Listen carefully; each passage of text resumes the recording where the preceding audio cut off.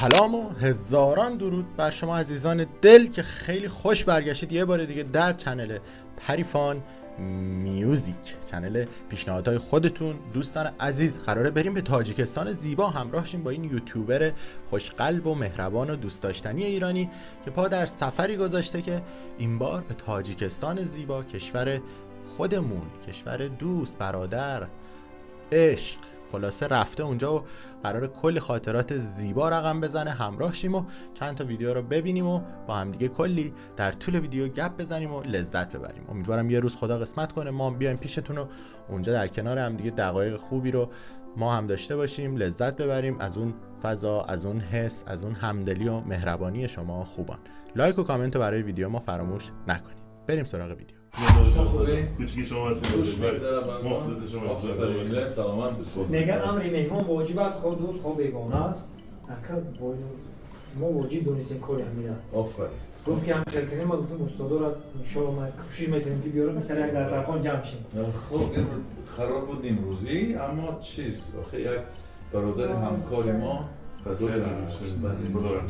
روشون شاد بشه، روشون شاد بشه. حاضر به خاک رفت و ما بعد دوستان این جنابی که در واقع تیشرت زرد رنگ پوشیده، علی سلطان، یکی از یوتیوبرهای ایرانی است که سفرهای متنوعی داشته. کارش چیز دیگری است، یعنی کارش فقط یوتیوب نیست، کارش سنگ‌های قیمتی و جواهرالات و اینهاست، ولی علاقه خاصی پیدا کرده بود به سفر به افغانستان و حالا هم پا گذاشته در تاجیکستان زیبا. حالا همراه شده با در واقع این چند بازیگری که در ایران خیلی محبوب شدن، در سریال پایتخت در واقع محبوب ترین سریال تاریخ تلویزیون ایران بازی کردن و حالا هم سفره شدن با هم دیگه. بریم و قصه ها رو بشنویم. گوش کن.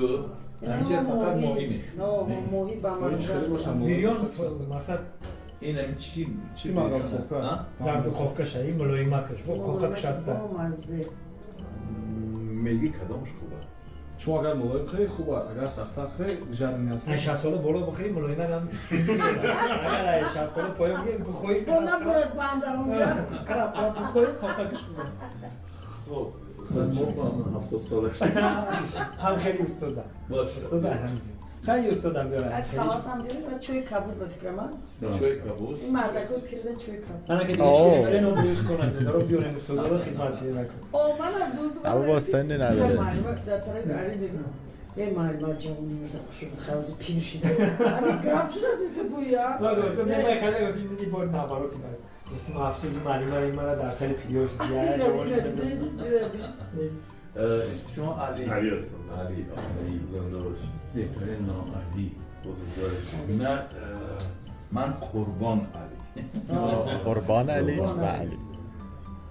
اما قربان کوتاه و ریخچم اما قربان میگن دیگه. دوستای نزدیکم قربان علی میگن. علی جان راحت میفهمید؟ بله راحت متوجه میشم. آها. فیلمی در چرا خب لهجه ها فرق میکنه اما هیچ همون در هر صورت دیگه ما تصمیم گرفتیم که علی در اینجا زن میتیم. اوه علی آقا زن داره. من همسرم اهل افغانستانه. گفت خواستم همینو بگم. علی آقا تازگی ازدواج کردن و همسرشون هم که از عزیزان اهل افغانستان ساکن ایرانن و چقدر زندگی زیبا و شیرینی رو هم با هم دیگه توی اینستاگرام و اون فضاها اشتراک گذاری میکنن و امیدواریم که کلی خوشبخت بشن. ببینین اتحاد این سه ملت فارسی زبان چقدر زیباست. اینه؟ نه شما نه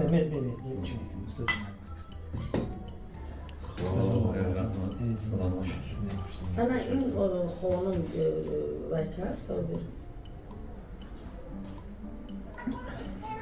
من خانم چی نوشته من نمیدونم. اینم همین ثبتای رای. چطور نخورده؟ ما خوردم.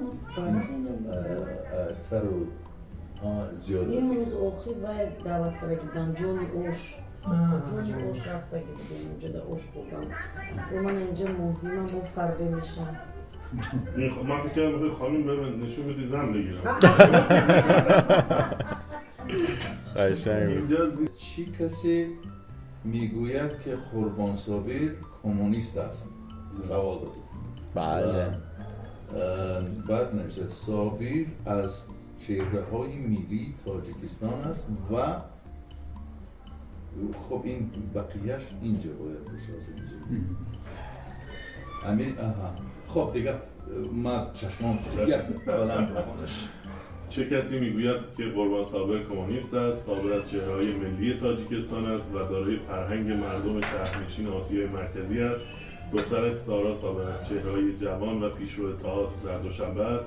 از این گونه القاب به هنرمندان آسیای مرکزی نبندید، چون با وجود نیروهای تندرو مذهبی حکم اعدام برای صادر نکنید. چقدر سنگین.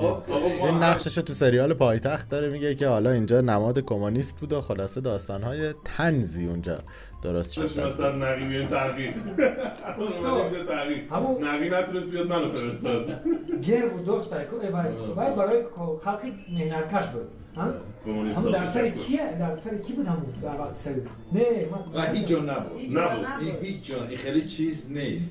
اما این تخیل ایجادی همین فیلم است و چرا نباشه؟ چرا؟ ببین مثلا من اونجا هم شرح داده بودم که خیلی آدما فرزنداشون مثلا لنین نام میکردن، چیز انگلس نام میکردن، مارکس نام میکردن با نامی همون پیشروی کمونیستا.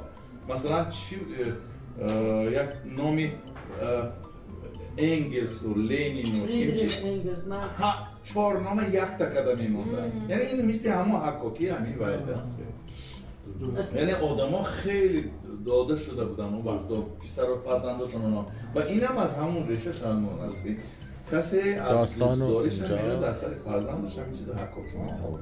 ولی موقتی چی؟ فوق‌العاده بازی میکردن این سریالو و خیلی قشنگ و جذاب بود و امیدوارم دیده باشید سریال پایتخت و لذت برده باشید و کلی هم گپ های شنیدنی از بین مردم ایران و تاجیکستان، شعرخوانی و اینها داشت و چقدر قشنگ که این سفر شکل گرفته و این یوتیوبر پاشو گذاشته به تاجیکستان زیبا آقای علی. حتما لینک پیج رسمی این در واقع یوتیوبش رو هم توی دسکریپشن براتون میذاریم، برید عضو شید و در واقع ویدیوهای خیلی جالب و مهیجی هم اونجا میذاره در کل. خب یه چند تا ویدیو هم از پیج اینستاگرامشون ببینیم و ببینیم که اونجاها چی کارا کرده. بارکنا حول بقیه شفته رازیات چین سیناگر من نفسیستم.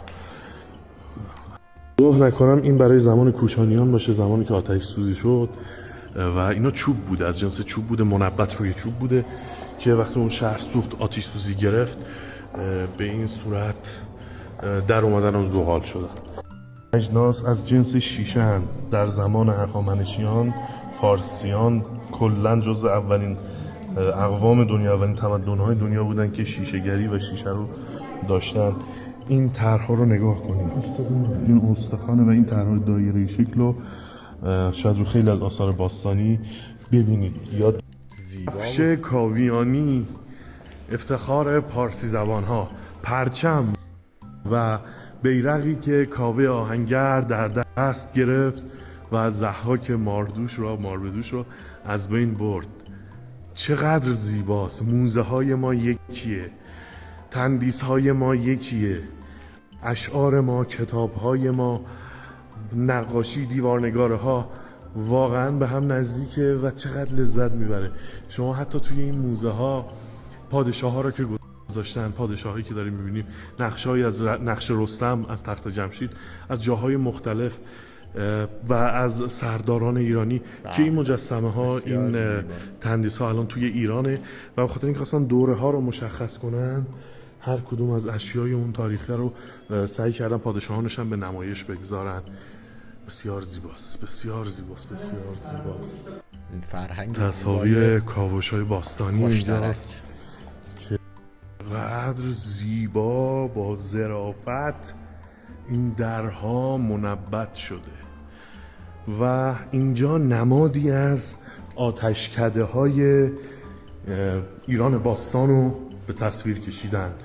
اهالی دین زرتشت، همه ما ایرانی ها زرتشت یکتاپرست بودیم، خدای اهورامزدا رو میپرستیدیم، فروهر رو پرستش میکردیم. زادگاه فروهر آذربایجان بوده و من همینجا عذرخواهی میکنم، من اگه گاهی وقتا دوستان آذری زبانمون رو ترک خطاب میکنم میگم فلان، به خاطر اینکه توی لفظ الان همه دارن این کارو میکنن. چند تا از دوستان آذری زبان ما توی ایران از من ناراحت شدن، گفتن آقا شما بگو آذری زبان، اینقدر ترکی نگو. من لفظی که به هر حال توی اون باب شده رو دارم میگم، چون جزو ایرانی‌های اصیل، مردم اصیل آذربایجان ایران بودن و هستن و به خاطر اینکه خود ریشه کلمه ترک بعضیاشون گفتن خیلی حالا معنای شاید جالبی پسندی نداشته باشه رو شما آذری سعی کن به کار ببر. من اصلا اینجا عذرخواهی میکنم اگه میگم گاهی وقتا این لفظ رو به کار میبرم.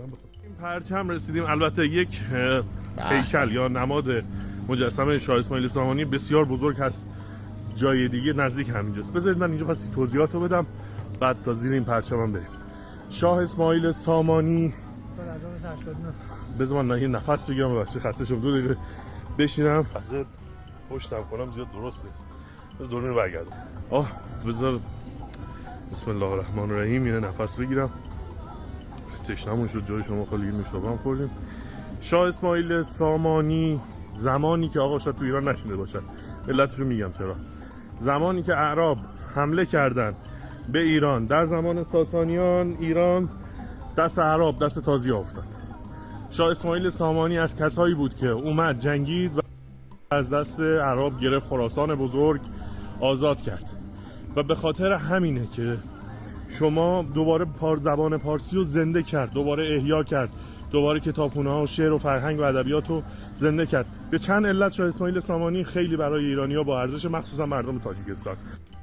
خلاصه که اینها هم ویدیوهای بسیار جالبی است که داره تهیه میکنه در طول این سفر به یاد موندنی که قرار کلی ادامه داشته باشه. اگه دوست داشتین از اینجور محتوا بشینیم اینجا با خانم پریسا، بانو پریسا هم کنار من باشه و با هم دیگه ببینیم، لذت ببریم، گپ بزنیم، عشق کنیم از این همه زیبایی و برادری و دوستی. امیدوارم که با ما همراه بوده باشید. با امید دیدارتون با یه ویدیوی جذاب دیگه با پیشنهاد خودتون. خدا نگهدار.